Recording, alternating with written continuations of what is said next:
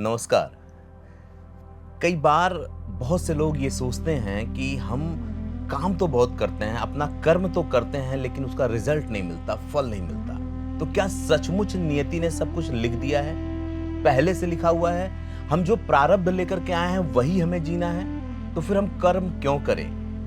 अगर इन सारे सवालों में आप भी उलझे हुए हैं और आपको लगता है कि आखिर क्या होगा भविष्य में, क्या लिखा है मेरे बारे में, तो ये वीडियो आपके उन सारी समस्याओं का समाधान लेकर के आई है और आपको ये भी बताएगी कि आखिर नियति कैसे काम करती है, ईश्वर कैसे काम करते हैं और आपके कर्म आपको कैसे करते हैं।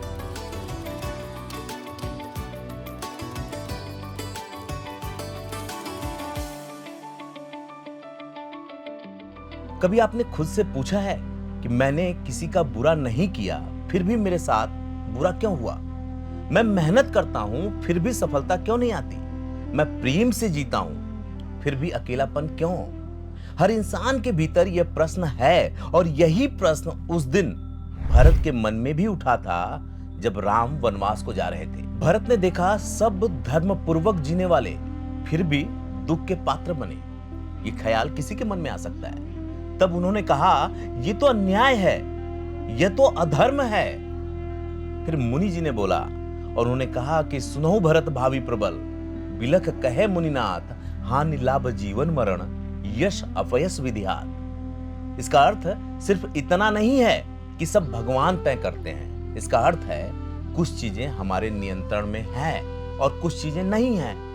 और बुद्धिमान व्यक्ति वही है जो इस भेद को पहचान ले। अब आइए जानते हैं कर्म और नियति का जो अदृश्य तंत्र है वो काम कैसे करता है। हम सब एक अदृश्य तंत्र के हिस्से हैं जिसे ऋषियों ने कर्म चक्र कहा। कर्म चक्र तो आप समझते होंगे। विज्ञान इसे कॉज एंड इफेक्ट कहता है। हर विचार, हर शब्द, हर क्रिया एक बीज है जो भविष्य में फल देगा। रामायण, महाभारत, गीता सभी में यही शिक्षा है। कर्म ही बीज है, भाग्य उसका फल है। मेरी बात आपको समझ में आ रही होगी। एक बीज अभी बोया जाता है पर फल तब आता है जब समय तैयार होता है।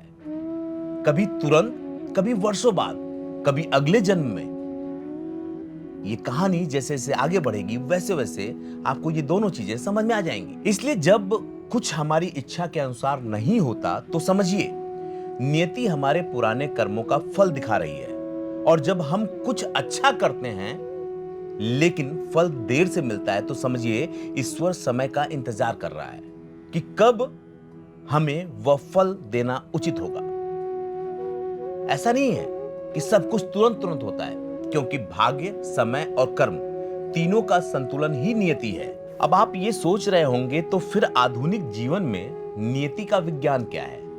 आप ऐसे समझिए कि आज अगर आप कॉर्पोरेट दुनिया को देखें, दो लोग एक ही ऑफिस में एक ही मेहनत करते हैं, लेकिन एक को प्रमोशन मिलता है और दूसरे को नहीं। क्यों? क्योंकि सिर्फ कर्म नहीं, कर्म का समय भी मायने रखता है। किसी का समय चल रहा होता है और किसी का परीक्षा काल, लेकिन दोनों चल रहा होता है। यह वैसे ही है जैसे कि बारिश हो रही हो।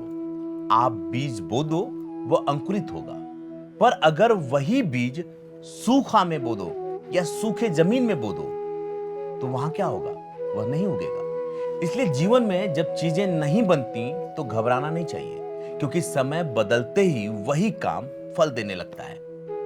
कृष्ण ने कहा था, कर्मण्येवाधिकारस्ते मा फलेषु कदाचन। मतलब तुम्हारा अधिकार सिर्फ कर्म पे है, फल पे नहीं।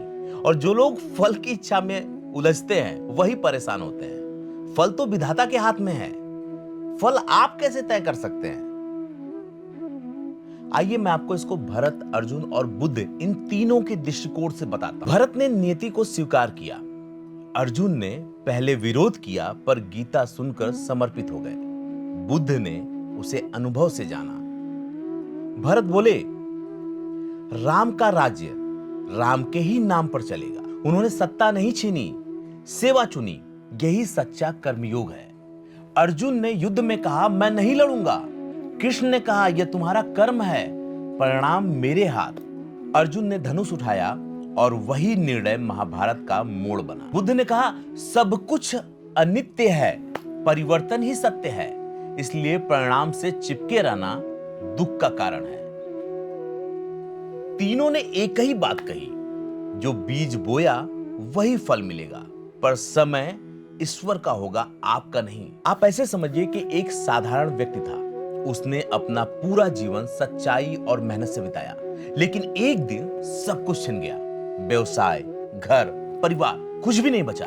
वो बैठा चुपचाप बोला, भगवान मैंने ऐसा क्या किया? उसके अंदर से आवाज आई, तूने कुछ खोया नहीं, केवल बोझ उतारा है। कभी कभी नियति हमें तोड़ती नहीं, बल्कि हमारे अंदर की अशुद्धियों को हटाती है। जैसे सोने को तपाया जाता है, वैसे ही इंसान को भी अनुभवों की आग में तपाया जाता है। ये समझना होगा, वरना हम जिंदगी भर कोसते रह जाएंगे। यही भावी प्रबल का अर्थ है कि जो घट रहा है वो तुम्हारे हित में है, भले ही अभी दिखाई ना दे, क्योंकि हम अपनी इन नंगी आंखों से नहीं देख सकते। राम ने वनवास को श्राप नहीं कहा, उन्होंने कहा यह भी विधि का विधान है, यह भी उसी का खेल है। सीता जी ने दुख में भी अपना धर्म नहीं छोड़ा, भरत ने राजसुख का त्याग किया, लक्ष्मण ने नींद का त्याग किया। अब जरा आप सोचिए, क्या इन्हें सबको नियति ने नहीं आजमाया? क्या ये नियति के अधीन नहीं थे? फिर भी किसी ने शिकायत नहीं की, क्योंकि उन्हें पता था कर्म हमारा है और परिणाम ऊपर वाले का।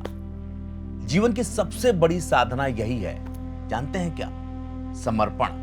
अगर आप समर्पण कर देते हैं तो फिर कर्म और प्रारब्ध की लड़ाई से बच जाएंगे। जब मनुष्य यह स्वीकार कर लेता है कि मैं केवल माध्यम हूं, तो भीतर का भय समाप्त हो जाता है। फिर चाहे हानि हो या लाभ, यश हो या अपयश, मन संतुलित रहता है।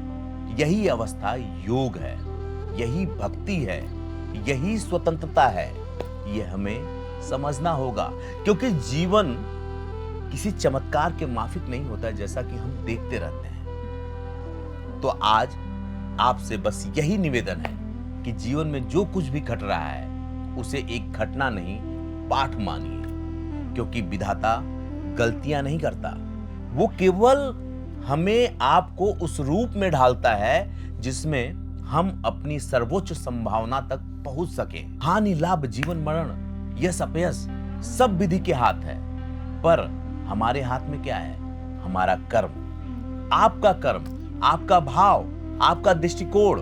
तो अगली बार जब कुछ गलत हो तो कहिए, शायद यह भी मेरे पक्ष में है, बस अभी समझ नहीं पा रहे हैं या अभी समझ नहीं आ रहा है, और आगे बढ़ जाइए। क्योंकि नियति उन्हीं के सामने झुकती है जो कर्म करते रहते हैं, जो कर्म में विश्वास रखते हैं। इसलिए अंत में मैं यही कहूंगा कि कर तू कर्म निरंतर रे मानव, फल की चिंता मत कर रे जीव, विधि का विधान अटल है रे, कर्म ही तेरा धर्म सजीव। और ये लाइन की सुनो भरत भावी प्रबल, यह केवल रामायण का श्लोक नहीं, यह जीवन का रहस्य है जिसे हमें समझना होगा, और अगर हम इसको समझ गए तो जीवन आसान हो जाएगा।